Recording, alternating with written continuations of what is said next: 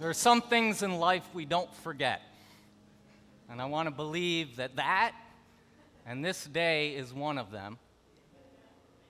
Not only because y'all came out and really packed the house, I mean, respect. And not only because we get to be here in this iconic congregation with these esteemed colleagues,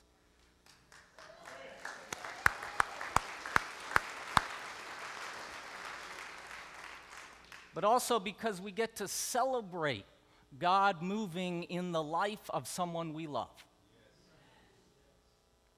We love you, Dave. I want to talk to you shortly about someone else that I really care about. I want to introduce you all to Ben. Now, Ben is one of the most talented MCs that I've ever met, but it hasn't come easy. Ben grew up in the poorest part of Washington, D.C., to a single mom who, up until this day, still works 3 jobs. Ben was the youngest of 3 brothers, all of whom started dealing drugs from an early age to make some extra money. And come high school, Ben hit rock bottom. He was drunk, he was addicted, and he started to grow violent towards the people that he loved the most. And that's when he realized he had to turn his life around. If you ask Ben, he would tell you that it was music that saved his life.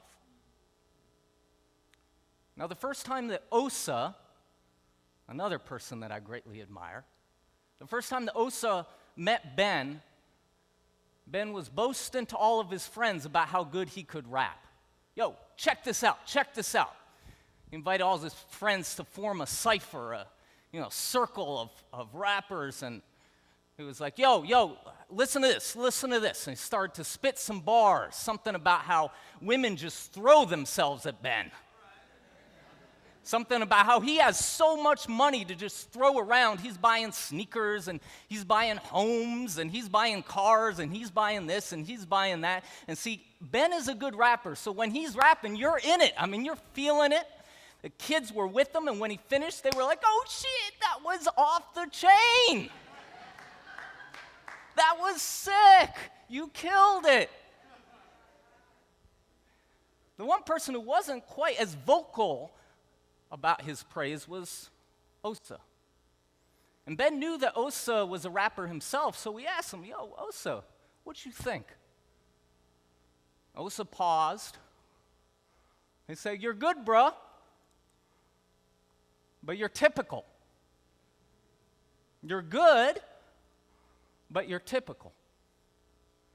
Now, there are few words in the English language more devastating to an artist than those. You're typical. And it wasn't that Ben wasn't skilled. It wasn't that Ben couldn't be incredibly successful if he did nothing different, if he kept on being typical, because we know that typical is often really popular.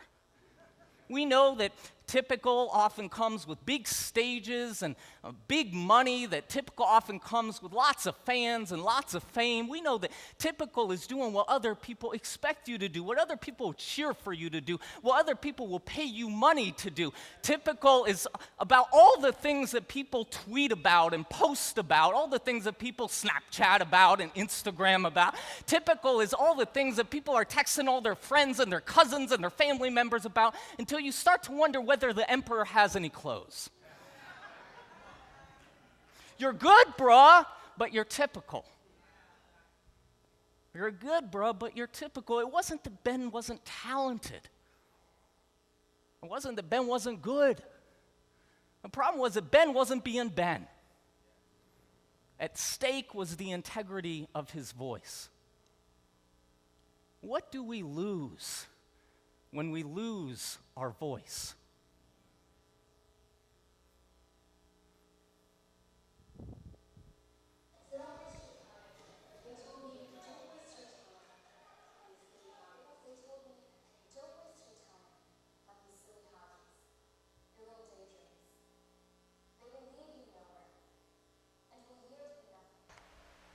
And I agreed.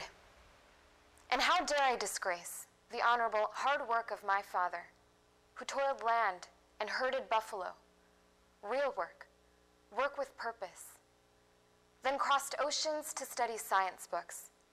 Real words, words that carry fact. Then earned diplomas while working night shifts, odd jobs adrift, and facing the twisted smirks of store clerks who wouldn't understand his immigrant English. So don't waste your time on these silly hobbies, I told myself. They won't lead me anywhere. So I swallowed my interests, quietly flirted with my secret passions. My heart fluttered shyly at the thought of dance and music and poetry and paint and love and my own words in my own voice. I was a stranger to that sound. And yet she'd visit from time to time, and slowly she'd unfurl herself to me and demand my attention from years of neglect and decades of dissension. I gave way to her ascension and faced her for the very first time. I am here for your unraveling. I am coming home to you, my voice. And what does it feel like? It feels like rapture. It is like revolution, the silent, steady kind, that's whispered quietly under my breath, that's born in my heart and built strong in my chest, then released like a full-throated scream puncturing your peace. It is sacred and scary, like a riot. It is like crying to my Lord at the end of my day, when the world has fallen short of my expectations. And I have nothing to say except that God must have put this flame in my heart for a reason. This is not passion. It is fervor. You see, I am exhaling 26 years of held breath. And that is like breathing fire.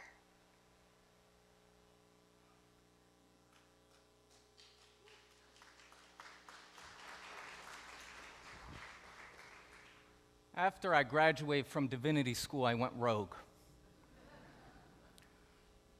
I still deeply appreciated traditional forms of religious institutions, but I realized that I had to follow the integrity of my own call. And so I started a new multiracial spiritual community in Washington, D.C. around the creative arts. And some of you may know as the sanctuaries, plural. And I'll be real with you. In the days and the weeks and the months leading up to my decision to follow that path, I spent countless hours in agonizing discernment about whether that was the right choice.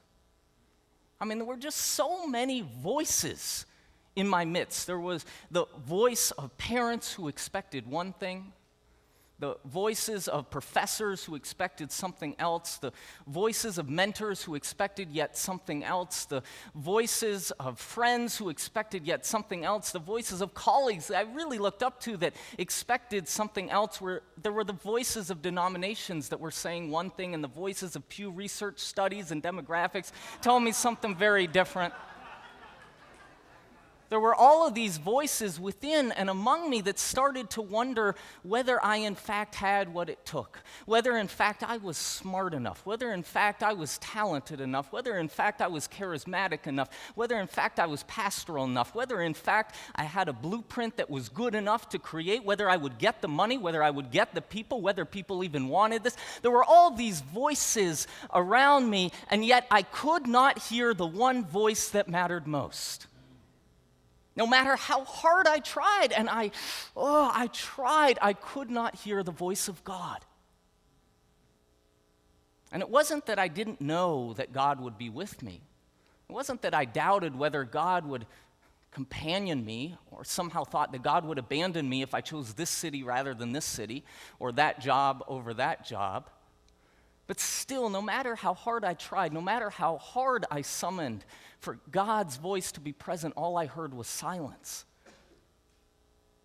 And I have to believe that the medieval Muslim theologian Al-Ghazali experienced the pain and the wisdom of that silence.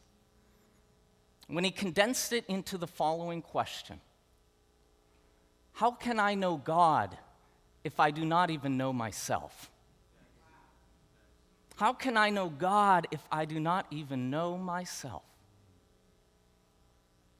Last year, I spent probably about 6 or 7 months participating in a Muslim study circle known as a halaqah with Noreen, with whom I collaborated on that video. And every Tuesday night, we come together, maybe, 6, 7 of us, in her apartment. We'd sit on these plush couches, and we'd sip tea. She'd give us things to nibble on. We'd kind of check in. How's your week been? How are things going? We would pray together. We'd have these incredibly rich conversations, Quran in hand. And it was remarkable because I never felt so at home in my voice, even though, needless to say, I was the only non-Muslim there, and then to make things a little bit more awkward, I was a minister. But yet, for whatever reason, I never felt more at home in my voice. We would have these incredible conversations about what it meant to practice sexual modesty in a culture that so often promotes sexual exploitation. We'd have these incredible conversations about what it means to live justly, not only when we're showing up to protests and when we're at rallies and passing legislation, but also in our everyday lives, what it means to those small everyday decisions, to do them in a just way. We'd have these incredible conversations about how we would celebrate and also struggle the relationships that we had with our friends and with our family, with our colleagues. And throughout it all, what really amazed me was how little time we spent talking about religion. And I never really understood it until the other day I stumbled upon this essay by the Christian theologian Simone Weil. And I said, I think she's onto something here. She said, it's not the way that you talk about God, but the way you talk about the things of this world that best show whether your soul has passed through the flame of the love of God. Let me repeat that. It's not the way you talk about God. It's the way you talk about the things of this world that best shows whether, in fact, your soul has passed through the flame of the love of God. Which is to say that if we are to hear the voice of God, we have to learn how to hear the voice of this world. If we are to hear the voice of God, we have to learn how to hear the voices in our midst. And not just listen to what's convenient or familiar or comfortable, not just listen to what we already agree with and opinions we're okay with. Not just listen to, what's carefully curated in our Facebook feed. No, not just listen, but deeply hear the voices in their radical particularity. Which is to say that we have to make time to share and to deeply hear our stories. And to appreciate, I would argue, not only what is said, but who is saying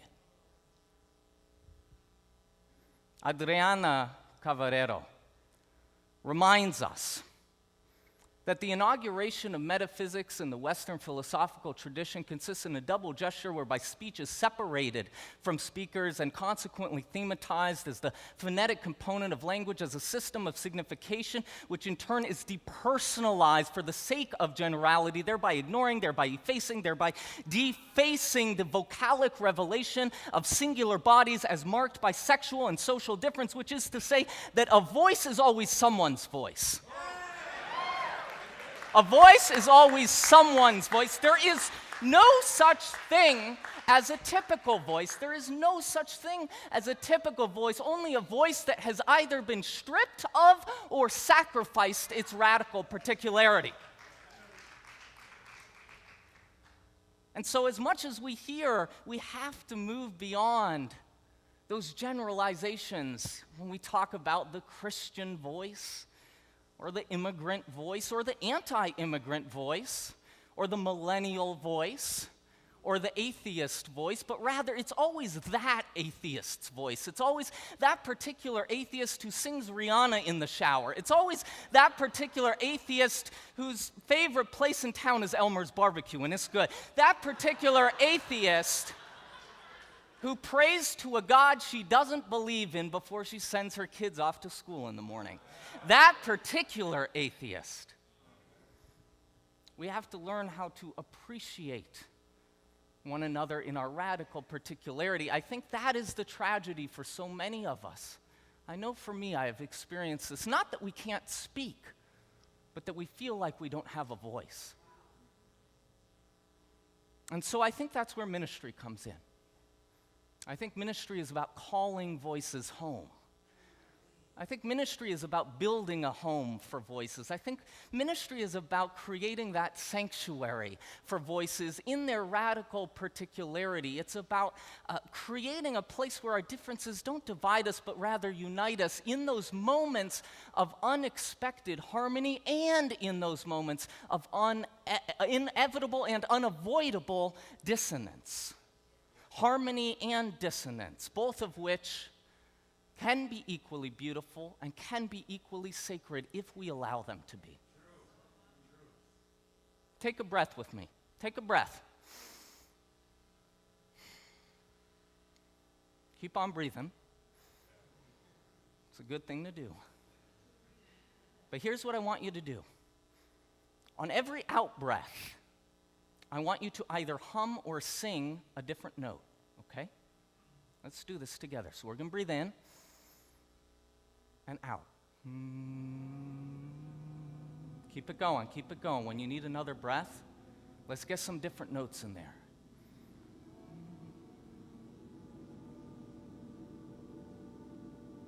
And settle into this for a minute.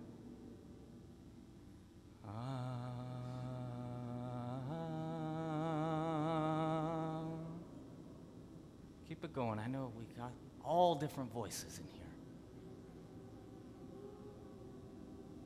David, stand with me. Keep it going for me. I want you to give it a little bit more energy, a little bit more soul. I don't care if you think you can't sing. You can right now. Keep it going. I want high notes, I want low notes.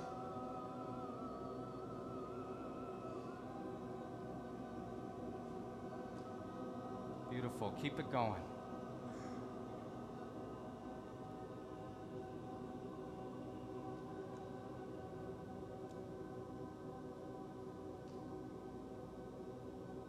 And slowly bring it back into silence. Dave, that is the ministry to which you are called. No matter what form it takes. Because if you can hear these voices, you can hear the voice of God. You're good, bruh. Don't be typical.